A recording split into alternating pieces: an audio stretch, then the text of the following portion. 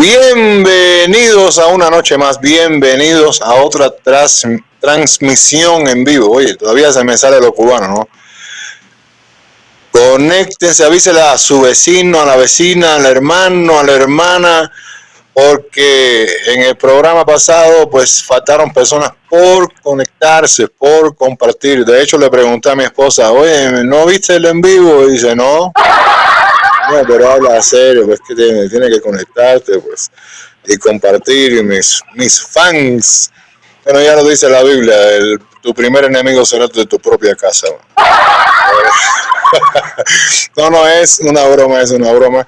Es que ella está estudiando en el seminario, se está preparando para graduarse como ministro pronto. La graduación es en México, nos vamos a ir a transmitir a México también, y va a ser una bendición pues para el Ecuador tener otro ministro más que siga trayendo la palabra. Esta noche es una noche súper especial. Quiero darle la bienvenida a alguien muy importante para nosotros. Quiero darle la bienvenida a alguien muy importante también para el país. Tenemos con nosotros esta noche al teniente coronel Byron Liger. Muy buenas noches, mi teniente coronel. Por favor, vea que me puse hasta una gorrita más o menos haciendo honor a su presencia en esta noche. Por favor, preséntese usted mismo, aunque ya yo dije su nombre, pero preséntese usted mismo. Háblenos un poquito de quién es, cuántos años lleva en la policía, el rango, todas esas cosas. Bienvenido a Cuando las Piedras Hablan. Buenas noches con todos, gracias por la invitación. No sé si me estoy escuchando. Sí, yo le escucho perfectamente. Gracias por la invitación, para mí es un gusto estar con ustedes. Lastimosamente no manejo mucho la red, por eso no me permite hacer el video, pero bueno, al menos nos vamos a conectar por audio. Gracias por la invitación nuevamente. Sé que los temas que vamos a conversar son interesantes, básicamente porque mucha gente cree que la policía solamente está para hacer temas de represión, como usted decía, y si no, también un tema de mejorar la calidad de vida, contribuir desde otra arista a la sociedad. Entonces, adelante con lo que vayamos a conversar. Gracias nuevamente y un saludo a todos. Pues nada, yo primero agradecerle a Dios y a usted pues haber aceptado la invitación y comentarle un poquito más de la situación, sobre todo de mi país, de Cuba, que es de donde yo vengo. Y nosotros tenemos una perspectiva diferente de lo que es la policía, ¿no? Desde que yo tengo uso de razón, yo lo único que recuerdo hasta que ya salí por persecución religiosa de la isla de Cuba, es que la policía siempre se ha dedicado a reprimir al pueblo, a andar revisando, pues que llevan, a pedir identificaciones. Eso es lo único que yo recuerdo realmente del trabajo de la policía. En cuanto a las personas que están en desacuerdo con la política del país, que son opositores abiertamente y otros que son opositores pero se mantienen en oculto, estos son los que más reciben el embate recrudecido por parte de la policía, que defiende los intereses de la dictadura cubana en lugar de defender al pueblo. En cuanto al evangelio, yo recuerdo que nos mandaban un policía diario, uno diferente diario, que nos hiciera guardia frente a la iglesia donde yo era pastor, y después se iba ese y llegaba otro pues al otro día, ¿no? Y cuando yo vengo al Ecuador, noto una diferencia pero abismal. De hecho, estas dos palabras que también observé en Estados Unidos, las observo aquí en el Ecuador como un emblema o algo que representa a la policía: servir y proteger. Pero esto es lo contrario a lo que hace la policía en mi país, que es reprimir, estar en contra del cubano de a pie, una corrupción tremenda. En estos últimos tiempos la delincuencia ha aumentado, de hecho se ha hasta fabricado una droga que le dicen el químico, se están matando los jóvenes. Hace unos días pues mataron fue asesinado un jovencito cerca del lugar donde yo vivía, y estoy atento a todas las noticias de Cuba y lo que hace la policía. La policía llega más rápido a mi país para detener a alguien que está protestando en contra del gobierno que para atender un asalto, para atender un robo, y así es como funciona. Entonces, cuando yo llego al Ecuador, yo me encuentro con algo diferente. De hecho, cuando yo lo conozco a usted, digo, pero ¿cómo es posible un policía? En aquel momento usted era mayor, porque hace ya varios años que le 10 años. conocía, 10 años aproximadamente, y usted era mayor en aquel momento y estaba presentando pues en una célula que yo estaba presente, ahí estaba ahí, y iba a presentar un proyecto. Y yo, pero ¿cómo es posible esto? Un policía cristiano. Pero vamos a comenzar desde ese punto. O sea, usted es teniente coronel y usted es cristiano a la vez, usted es creyente. Háblenos un poquito acerca de eso. ¿Cómo usted se acerca y recibe el evangelio en su vida, pues siendo policía? ¿Cómo es eso posible? Porque en mi país era prohibido anteriormente. O sea, si usted pertenecía a la iglesia, a cualquier tipo de religión, usted tenía que desechar la religión, o servir a la dictadura o servir a la religión. Coméntenos un poquito acerca de su vida como cristiano, cómo usted se acerca a Dios, cómo usted recibe el evangelio en su vida. Por favor. Bueno, creo que todos tenemos alguna vez quienes hemos tenido el privilegio de acercarnos al Evangelio, vivir una experiencia negativa, ¿no? Una experiencia que nos marcó la vida y que nos hizo buscar algún camino, un refugio, una salida. En mi caso fue el tema de violencia. Yo trabajaba en una unidad especial donde vivía temas bastante álgidos y no sabía separar lo que era mi vida policial de mi vida familiar, y esto empezó a generar problemas serios con mi esposa, con mis hijas, hasta tal punto de llegar a un posible divorcio. Y en ese trayecto conozco a una persona en mi trabajo que me pide que va a hacer una oración por mí, y en esta oración comienza a decirme cosas de las que yo estaba pasando. Era como que alguien le decía, y no es que yo era tan adepto a la religión, yo no lo era. De hecho, yo era como que no creía en nada, ¿no? Pero esto me empezó a tocar el corazón, y esta persona en el trabajo me empezó a compartir de su evangelio, y hasta que tuve la necesidad de comprar una Biblia. Y fue rápido, para mí fue rápido. Hasta me mantengo en esto porque creo que el ser humano tiene que alimentar sus tres composiciones del ser. El ser se compone por alma, cuerpo y espíritu, ¿no? Lo alimentamos el cuerpo con la comida, con la bebida. El alma se alimenta por sí sola de los sentidos, de lo que escucha, de lo que ve, de lo que oye, de lo que vive. Pero es necesario estas dos cosas, que a veces van sin rumbo, alimentarlas con lo espiritual para tener una guía. Entonces yo empecé en el 2010, hace 14 años, a vivir una vida de fe. No soy perfecto tampoco, yo no creo en estas burbujas perfeccionistas de las que venden los evangélicos.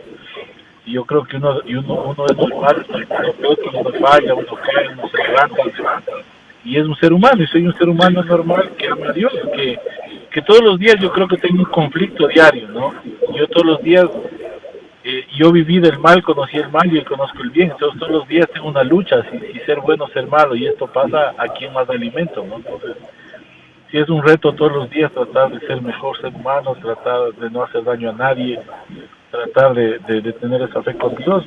Y por otro lado, la diferencia de Cuba, de Venezuela con nosotros, aquí no hay ninguna dictadura, aquí vivimos en libertad, y tampoco nos dejáramos, porque yo creo que la policía, el primer mandato que tiene la institución es velar por el orden, por la seguridad y por los derechos de las personas. Y los derechos de las personas contempla eso, tener una identidad de fe. Y si nosotros como orden, una autoridad una institución que ejerce autoridad bloquea este tema, entonces ya no somos autoridad, ya nos convertimos en otra cosa. Y gracias a Dios, aquí no pasa eso, y espero que nunca pase. Y si llegara a pasar, estoy seguro que habemos hombres valientes, mujeres, que nos vamos a parar y no lo vamos a dejar. Exacto. Teniente Coronel Byron Liger, ¿cómo es? Porque a mí o sea, tengo muchas preguntas que hacerle, pero bueno, solo escogí algunas para hacerle hoy. ¿Cómo es sobrellevar o cómo, en su caso, su profesión, cómo es sobrellevar el evangelio y su profesión a la misma vez ante tantos peligros? ¿Cómo hace? O sea, se levanta en la mañana, ora, se encomienda a Dios. Explíquenos, ¿cómo hace usted? Más bien siempre fue un complemento, más bien siempre fue necesario. Alguien decía, al salir, uno no sabe si va a volver, eso es el tema, uno no sabe lo que va a pasar en el día. Algunas veces estuve en eventos bastante de alto riesgo, entonces yo creo que al salir uno sale pidiéndole a Dios que haya protección y al regresar uno se agradece por estar bien, ¿no? Entonces yo creo que ya se convierte en una necesidad, y la mía es una necesidad, de buscar un momento del día, aunque tal vez no sea tan regular, pero buscar un momento del día, ya sea en mi vehículo, ya sea donde me muevo, ya sea donde esté, o sea, levantar una oración y estar en un contacto con Dios y saber que Dios en cualquier momento del día o de los días habla con nosotros. O también hay tiempos que guarda silencio, ¿no? Hay tiempos que no dice nada, hay tiempos que uno pasa en total sequía, pero hay otros tiempos también que Dios habla en abundancia y eso es magnífico, ¿no? Muy bien.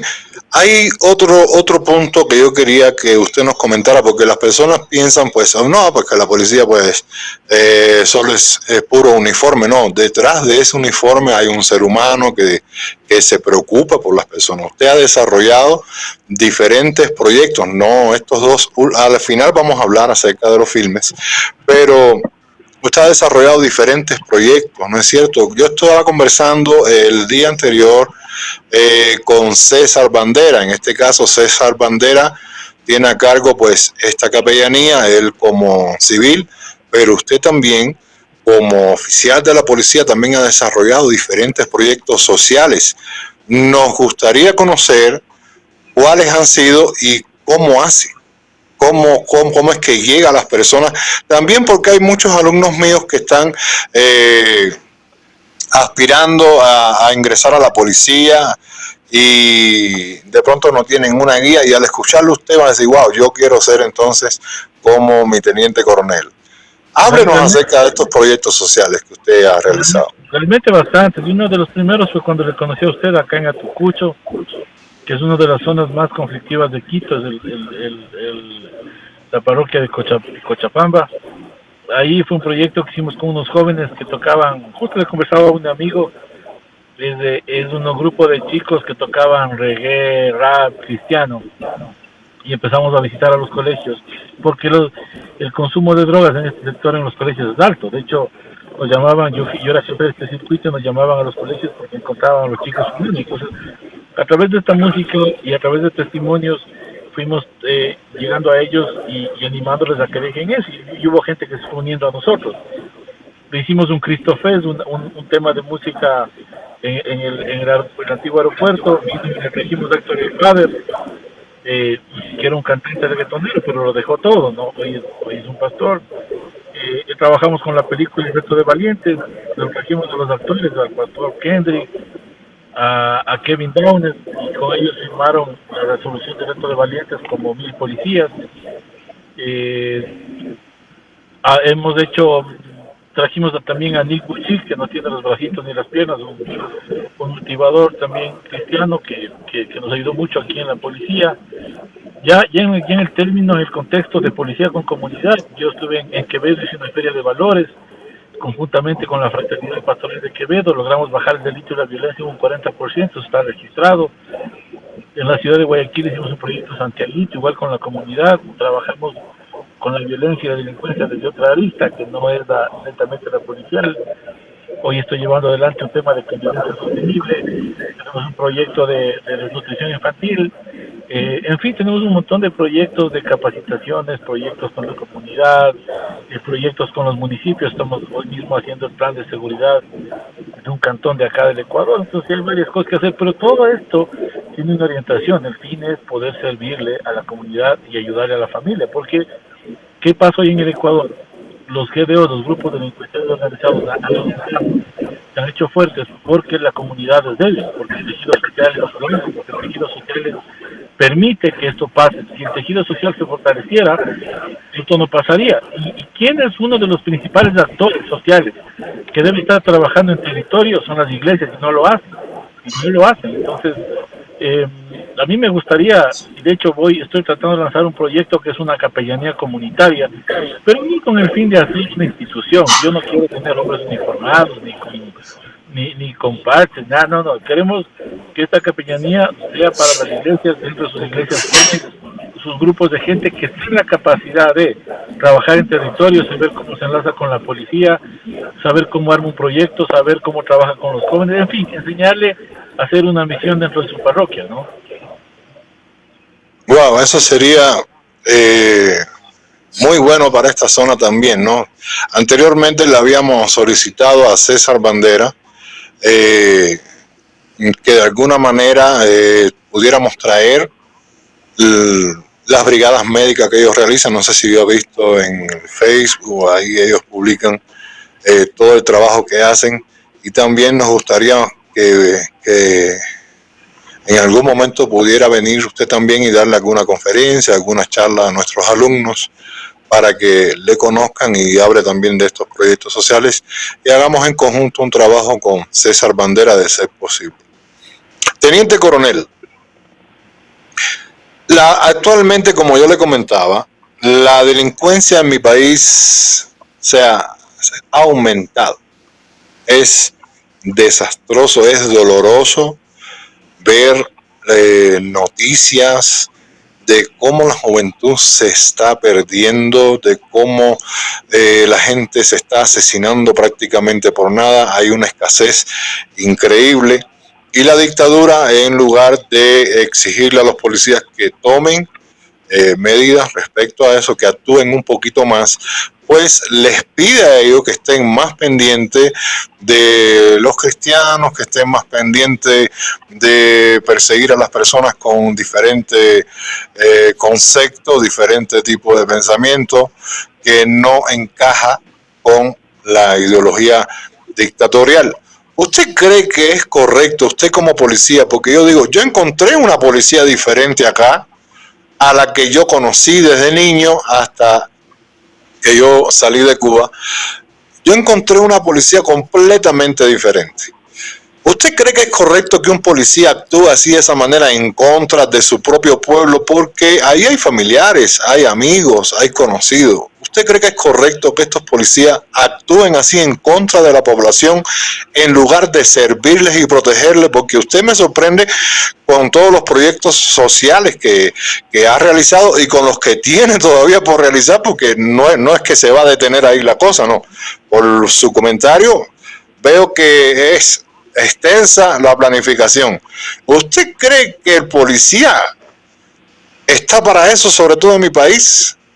Háblenos un poquito, por favor, acerca de esto.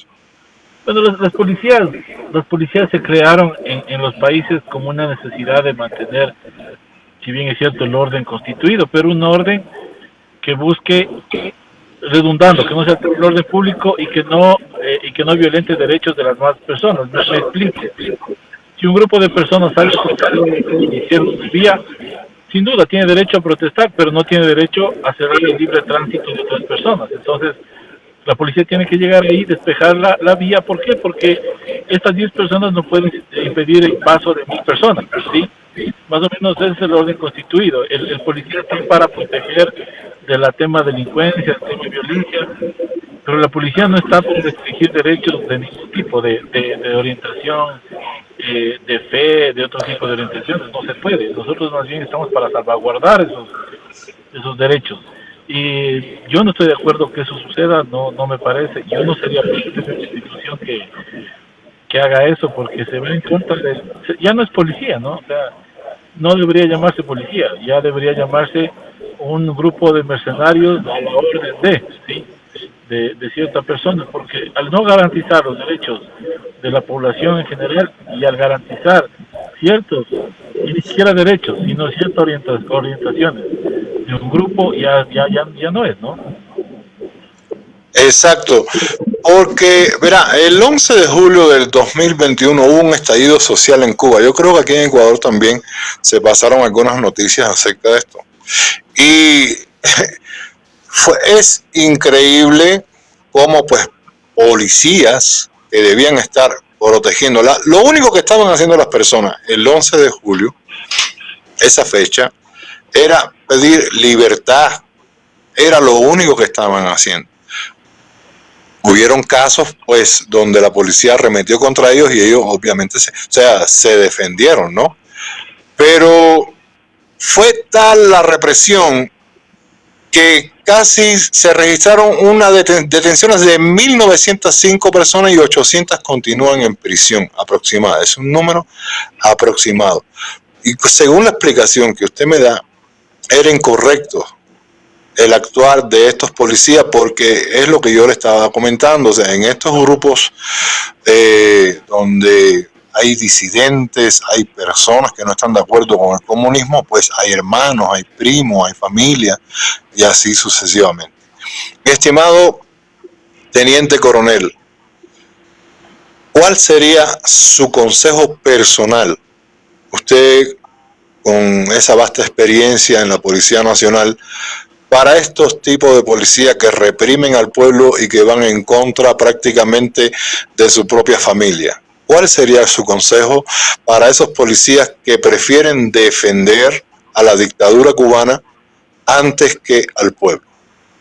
O sea, realmente hay organizaciones internacionales, la OEA, la ONU, hay organismos y hay, de hecho, una política internacional que debería intervenir, ¿no? O sea, ya es hora de que no guardemos silencio ante este tema que no está bien. Más allá de eso, complicado, porque es una institución que se siente cómoda, que siente que tiene el respaldo del gobierno. Y el peor todavía en Venezuela, porque allá la revolución nace del ejército, ¿no? Pues no es una revolución que nace de una revolucionaria, la revolución nace del ejército y por eso su lema es patria o muerte. Es complicado el asunto. En estos temas donde va a ser imposible, meramente imposible, que una sociedad pueda torcer algo así, porque no están en las condiciones. Nadie tiene las condiciones humanas de enfrentarse a la fuerza pública o fuerza armada. Si es necesario que los organismos internacionales de protección de derechos, los estados americanos y otros temas tomen cartas en el asunto y traten de hacer alguna intervención de tipo política, y no sé, o sea, alguna intervención, porque más de eso, imagínese, imposible, o sea, yo no le veo un cambio porque el daño está irreversible, la institución lo ve como que está bien, la institución está sirviendo para otros fines y no para los que son. Exacto. De hecho, hay un mecanismo establecido por como decía usted, por organizaciones internacionales, que es el R2P, o sea, el R2P, responsabilidad para proteger, que tiene a cargo pues las Naciones Unidas. Esperemos, conforme a nuestra petición de todo el exilio cubano, pues que se tome ya medidas referente a esto, incluso si es necesario, pues no queremos guerra, es nuestra oración, esa es nuestra petición delante de Dios, y que todo sea en paz, pero desafortunadamente la dictadura no va a soltar tan fácilmente el poder y ya tenemos que tomar pues algunas decisiones y sobre todo solicitar con seriedad a los organismos internacionales que intervengan de una vez por todas. Es necesario. Me gustaría que nos comente acerca de 2 entregas, no sé si hay más, pero hay 2 entregas cinematográficas que han impactado a muchísimas personas. De hecho, a mí particularmente me impactó. Yo vi las 2 películas y le agradezco pues por en aquel momento que nos invitó y pudimos ver la primera. Pero yo quisiera que fuera usted quien nos hablara de estas 2 películas, hasta dónde han llegado, cómo fue posible, porque usted ha sido como la mente maestra de estas 2 entregas cinematográficas. Bueno, nosotros como policías hemos utilizado películas de los barrios para hacer cine al aire y tratar de tener una relación con la comunidad. Desde aquí nace la idea de hacer un cine, pero no pasarle cualquier película, sino unas películas que en realidad cumplan un propósito. Y la primera película, Con alas para volar, nace porque acá en el Ecuador los divorcios están triplicando los matrimonios, ¿no? Y este es un problema grave los niños que son producto de estos divorcios no quedan en buenas condiciones, quedan realmente afectados, y muchos de ellos terminan enrolados en temas de violencia, delincuenciales. Lo que hicimos es evidenciar a través de la pantalla gigante lo que experimenta un niño, cuando siente que sus padres están divorciando y los padres viven como si nada, disfrutan de su nueva pareja. Nosotros como policías vivimos esto todos los días, nos llaman a entender violencia intrafamiliar, violencia doméstica, y la raíz de esto es esto, ¿no? Y la segunda película, 303 Rescate, 303 significa operativo, y es un operativo especial, es un operativo en favor de la familia. Esta película habla del fundamento de este gran samaritano, que ustedes conocen la parábola, ¿no? Le roban a un señor, pasa un pastor, pasa un hermano, pasa todo, y le dejan indiferente, pero pasa un samaritano y lo recoge y lo lleva y lo atiende. Entonces yo creo que el mensaje es ese: no ser indiferentes, tratar de ayudar a las personas. ¿Y por qué el cine? Porque la sensibilización se da a través de los sentidos, y el cine ocupa los dos principales, la vista y el oído, por eso es audiovisual. El cine puede hacer lo que nos tardaría a nosotros hacer en años, a través de un proceso de capacitación y de generación tal vez no sé, de muchas cosas. El cine nos permite hacerlo en cuestión de hora y media, 2 horas que dura la película. Yo he visto los testimonios y he visto lo que impacta. Hay gente que dice: me identifiqué con tal persona, yo vivo esto, yo hago esto. Y si este cine tú le aumentas una terapia, una cineterapia, es increíble, porque los resultados son magníficos, ¿no? Hoy por hoy estamos trabajando con 303 Rescate. Películas no solo se queda en el cine, está afuera, enseñándole a la gente a que la vea, que la utilice, a que trabaje en su familia, con sus familiares, en sus barrios. Es decir, la película está cumpliendo su propósito. La película fue creada como una herramienta comunitaria para prevenir las violencias, y lo estamos haciendo. Mi teniente coronel, ¿tienen en plan de pronto realizar otra película o solamente estas dos? No, sí, tenemos ahorita en mente una que tenga que ver con tema penitenciario, con cárcel. Nos interesa mucho topar ese tema por cuanto es un tema que enlaza muchas cosas sin que nos demos cuenta. El tema cárceles tiene que ver... La cárcel se dice que es el reflejo de la sociedad, ¿no? La violencia que se vive en las cárceles es la violencia que está afuera. La problemática que tuvieron los que están internos en el 2018, 38.000 PPLs privados de la libertad fueron hechos un tipo censo, y el 70% de ellos dijo que sufrió violencia directa o indirecta en sus familias. Entonces la violencia es un factor trascendental en las personas que han infringido la ley. Otro factor es la educación. 1 de cada 10 tiene título de bachiller, 1 de cada 100 universitario. Entonces sí me interesa mucho para el tema de las cárceles, porque es necesario crear una herramienta que permita trabajar con las personas privadas de la libertad, pero también trabajar con la gente que está afuera, porque la idea no es construir más cárceles, la idea es que haya cárceles con menos personas.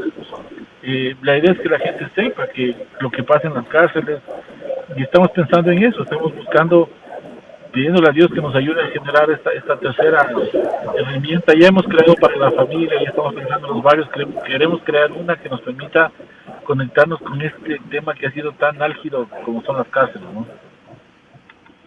Wow, entonces, por lo que me está describiendo, esta película viene bien potente. No se vaya, vamos a poner un tema musical y vamos a continuar.